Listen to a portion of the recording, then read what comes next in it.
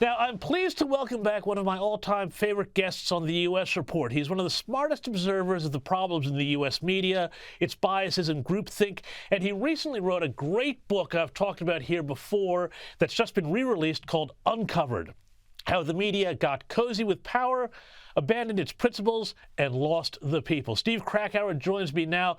Steve, welcome to the program. I want to open things up with this incredible story from The Atlantic magazine by Adam Rubinstein. He was an ex-opinion editor at the New York Times, and he talked about his experience at the paper. If you wrote this in a comedy skit, your bosses would tell you to wind it back. And I want to read you this little bit here because it's amazing. He writes that on one of my first days at the New York Times, I went to an orientation with more than a dozen other new hires. We had to do an icebreaker, pick a starburst out of a jar, and then answer a question. My starburst was pink, I believe, and so I had to answer the pink prompt, which had me respond with my favorite sandwich.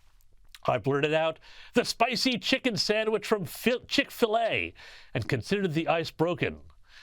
But then the HR representative leading the orientation chided me. "We don't do that here. They hate gay people." People started snapping their fingers in acclamation. I hadn't been thinking about the fact that Chick-fil-A was transgressive in liberal circles. I said, "Not the politics, the chicken." But it was too late. I sat down, ashamed.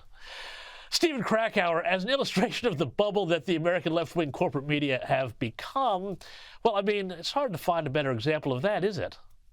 Oh, it's perfect. It's just a perfect encapsulation of the craziness of American newsrooms these days.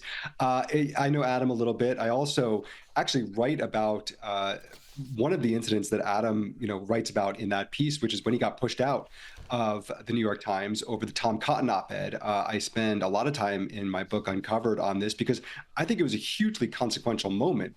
This is when, and I tell stories in there, people are on the record, former New York Times employees, that there were employees at the New York Times who were crying on Zoom meetings because their friends were mad at them because they worked for the New York Times, this horrible paper that dared to publish a column by a United States Senator, Tom Cotton. I mean, it's completely insane, but this is what we were dealing with then, and I think, unfortunately, to a degree now. And I think there's another element to this, because it's not just that piece, which is just perfect, but also the reaction to it.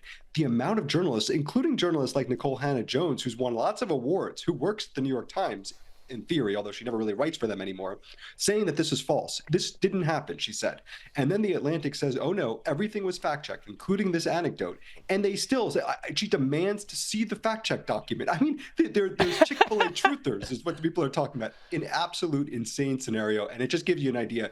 This happened in 2019. In 2020 was the Tom Cotton op-ed. We're in 2024. Nothing has changed. It's only gotten worse. Well, I mean, the New York Times sets so much of the agenda for the rest of the U.S. media, but this is a real problem because, you talk in your book about how the kids have basically taken over in these newsrooms. The adults feel like they're kind of not in charge anymore, but there's a moment where you talk about how objective facts among these journalists are now considered markers of white privilege. Where does all of this come from, and how difficult is it going to make actually getting real news about the 2024 campaign from the American press?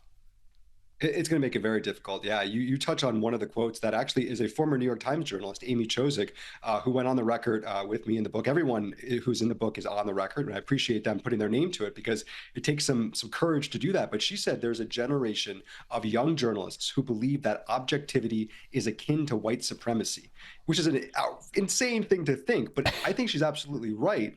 And this goes to the problem, because it's not just enough that there are journalists out there, and certainly people on the left, who believe that there are bad opinions on the right or even stupid opinions. No, these are dangerous opinions. And when you start putting that out there, that certain points of view are not just bad, but dangerous, that they need to be suppressed, that there's this anti-speech activism in the media, you are going to get a reduction in the amount of facts that are being put out there. That's just inevitable.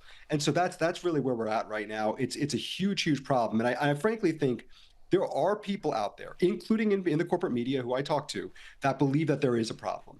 But this is not getting fixed until Donald Trump is off the main stage. So it's not getting fixed until 2025 at the earliest, and certainly potentially until 2029.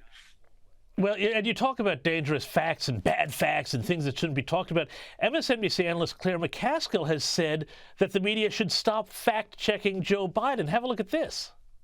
I move that every newspaper in America quits doing any fact checks on Joe Biden. She's not some fresh-faced kid just out of Columbia J School. She's been around for a while, and this is now the attitude even with some senior journalists.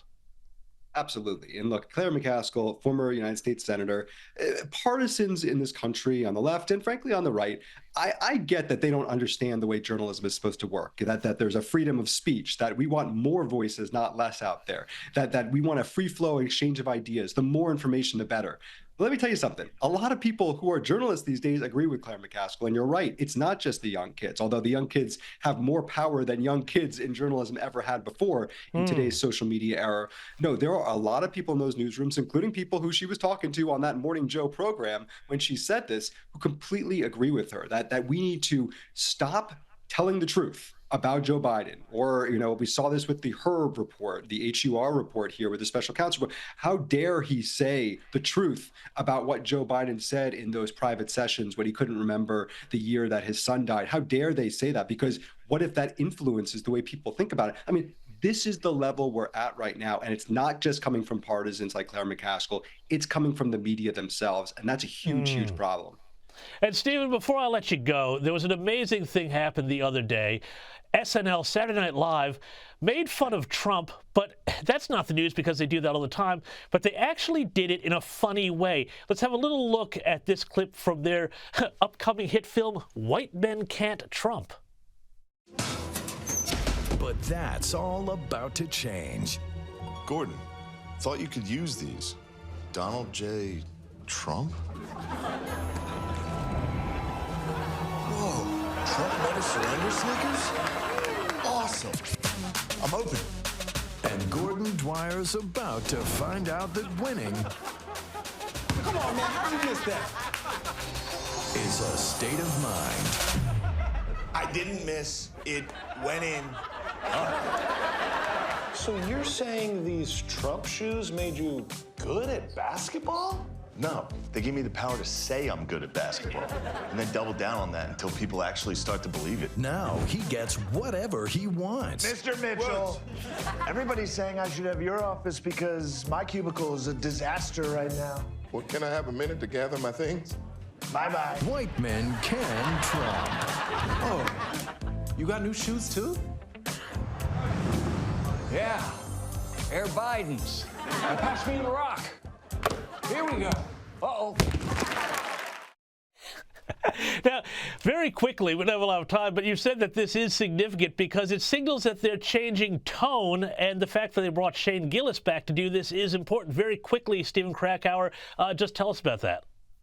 Yeah, Shane Gillis, who got fired for some offensive comments he made years ago, he brought him back as host. And you're right, yeah, this is a funny sketch. It's not a pro-Trump sketch, but it's funny. And you compare it to the way the show started, but really you could look at any time. There's so lack of nuance and so lack of comedy, frankly, because they're so partisan. Shane Gillis jumps in there and is actually funny. It's a welcome change. I don't think we're going to see it forever, though.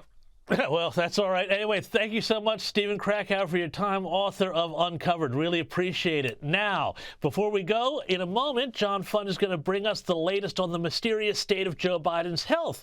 And is the president really taking a cognitive test every day? But first, check out this little bit of news Kamala Harris just dropped. It looks like the Democrats are going to be sneakily activating. And don't you love words like that? Young people to register other people to vote.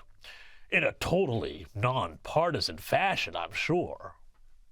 Under the Federal Work Study program, now allows students to get paid through Federal Work Study to register people and to be nonpartisan poll workers. As we know, this is important for a number of reasons. One, to engage our young leaders in this process and activate them in terms of their ability to strengthen our community. Sorry, but this is an absolute scam. This is the same old community organizing business that was run by Barack Obama and which got America into the partisan divided mess it is in now. Do not believe a word you hear when they say that this is nonpartisan, because when they use phrases like activate and our communities, that is Democrat speak for making sure the fix is in.